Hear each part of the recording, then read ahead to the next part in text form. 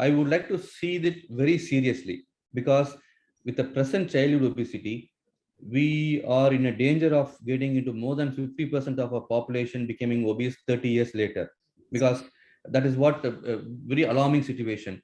And Yes. what happens with child obesity is, as a growing up child, in earlier first 6 years to 8 years of their age, they need to have a lot of calories to help their all the organs to grow well. Yes, that's perfectly fine. That's why they say that baby fat will go off later. But when you come into a teenage, where the maturation part happens, that is when a lot of parents should be very careful. So when the maturation of the body happens, especially bone maturation, organ maturation happens, the hormones should secrete normally.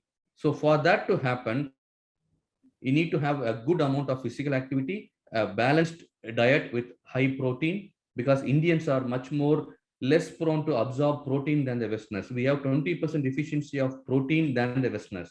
So we tend to have less muscle. So more proteinaceous meal, a less carbohydrate, and a normal fatty meal. So we will say 50% of protein, 25% carbs, and 25% fat in a meal. Kind of a balanced meal is important. Physical activity is important. They should not be obese, because the maturation on the hormone and the organ maturation will not happen. This may lead to PCOD in women, as well as prolonged and delayed cognitive and bone growth in both men and women. And that is when their concentration goes down, their performance goes down, and they become below average or an average adult, because their formative years are not great. So it is not just about the way they look, it's about the mind not growing well. They are not able to have a good concentration.